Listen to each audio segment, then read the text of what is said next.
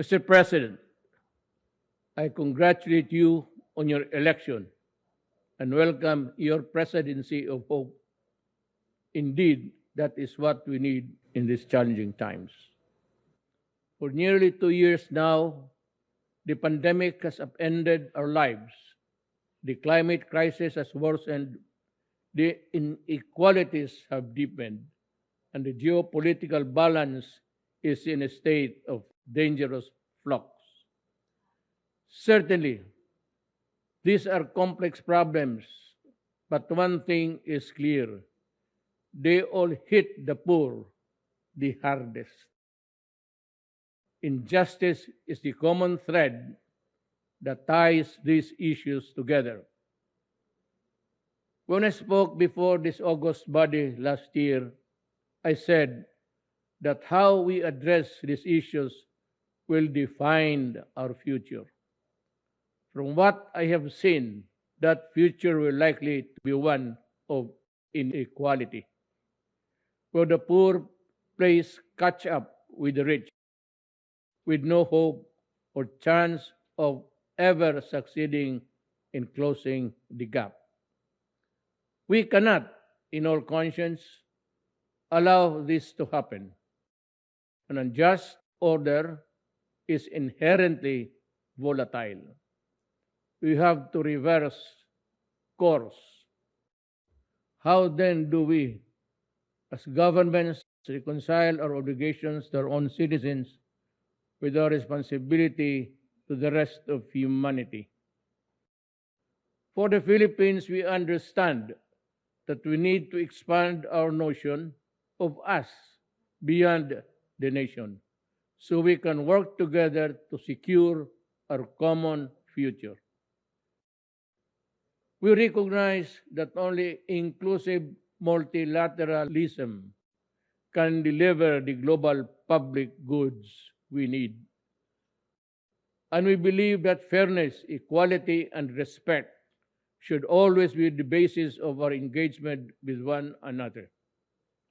Only with this can we correct the injustices that doom the downtrodden all over the world to a life of indignity, and for the thousands during this pandemic, certain death. Mr. President, the picture is bleak. It is a man-made drought of vaccines ravaging the poor countries.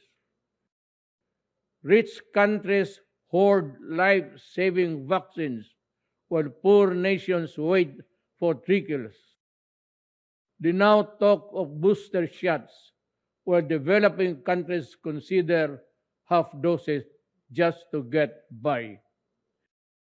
This is shocking beyond belief and must be condemned for what it is, a selfish act that can neither be justified rationally or morally. The plain fact is, this pandemic will not end unless the virus is defeated everywhere. Vaccines are key to achieving this. This is why the Philippines committed $1 million to the UN's COVAX facility. This is our modest contribution to our collective fight against COVID-19. We strongly urge our privileged partners to fully support the COVAX facility and further strengthen other cooperation mechanisms. We need this to save more lives, break the cycle of variants, and help ensure global economic recovery. Just as COVID-19 has had an uneven impact on the peoples, climate change has also exposed the varying vulnerabilities of countries around the globe. The risks and burden of a warming climate are simply not the same for everyone. The greatest injustice here is that those who suffer the most are those the least responsible for this existential crisis. But here we are now, at a critical tipping point where failure to act leads to cataclysmic consequences for the whole of humankind. The Philippines accept its share of responsibility and will do its part to avert this collective disaster. We submitted our first nationally determined contribution with a target to reduce greenhouse gas emission by 75% by 2030.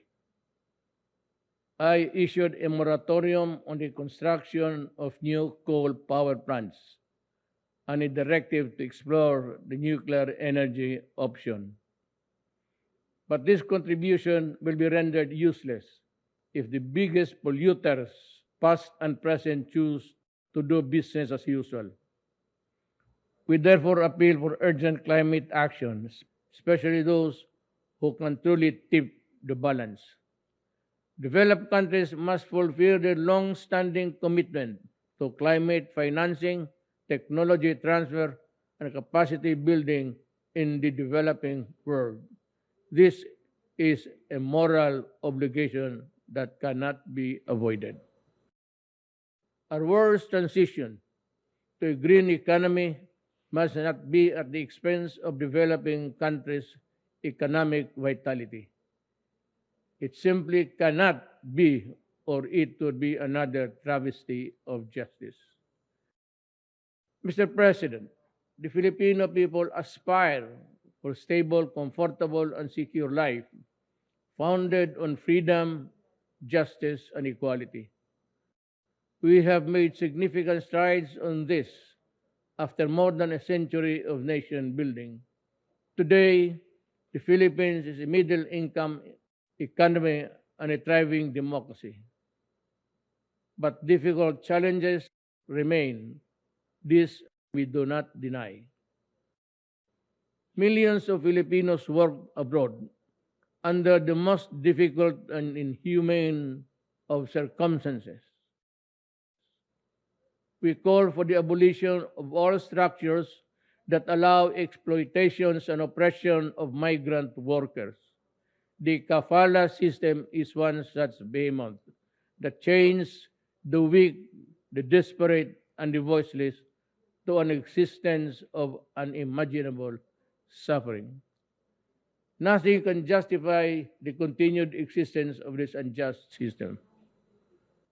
While reforms have been made, the kafala system must be dismantled sooner or later in the name of justice and basic decency.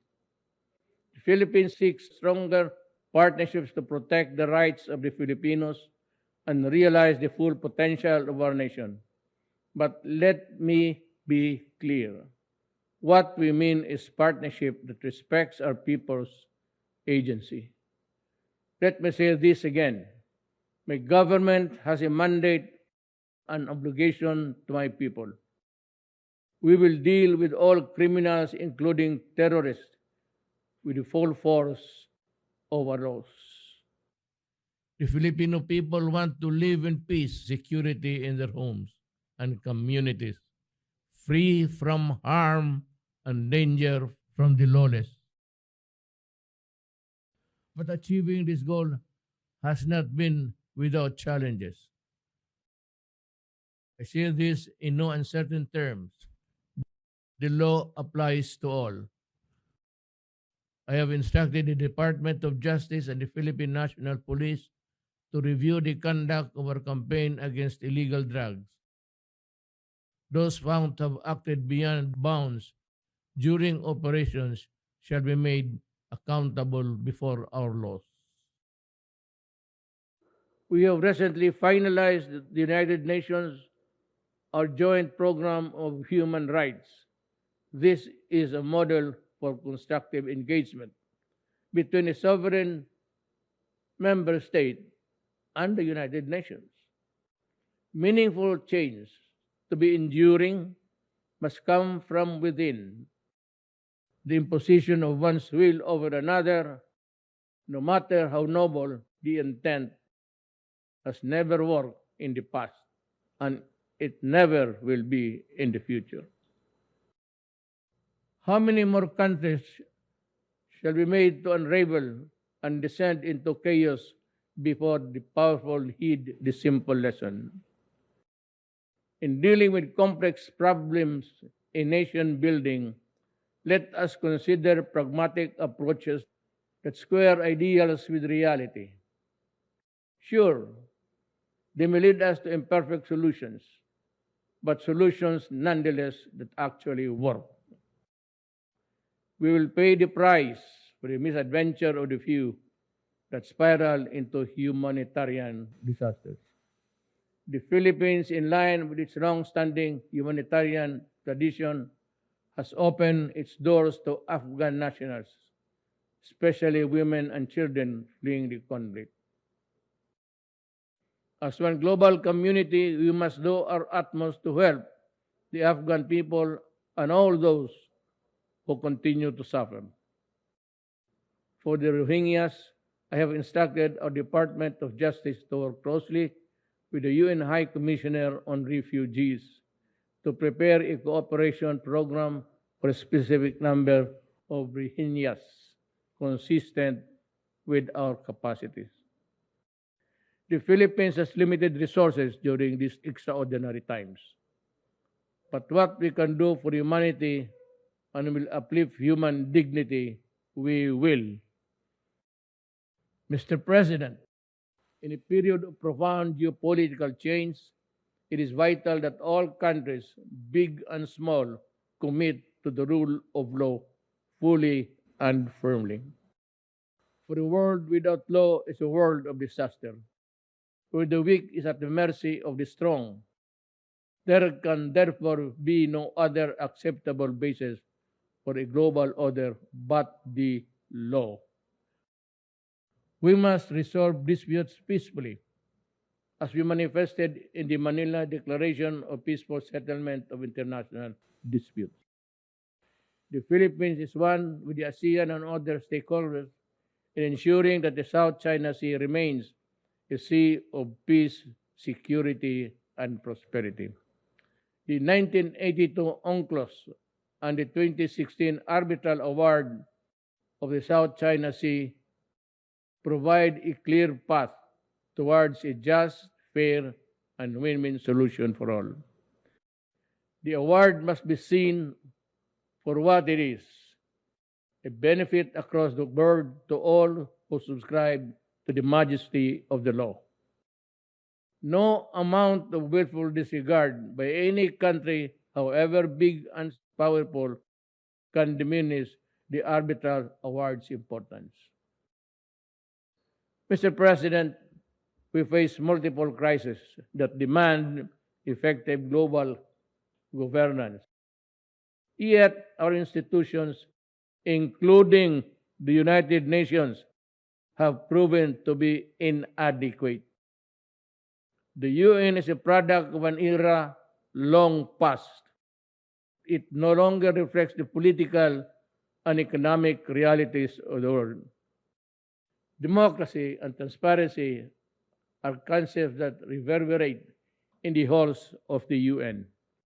But ironically, the Security Council, the pinnacle of UN structure, violates every tenet of these values. It is neither democratic nor transparent in its presentation and processes. Many member states have spoken firmly, and we agree this simply is not right. If the UN is to lead the world out of the many crises we face, things need to change. The UN must empower itself by reforming itself. Therein lies the hope of humanity. Thank you.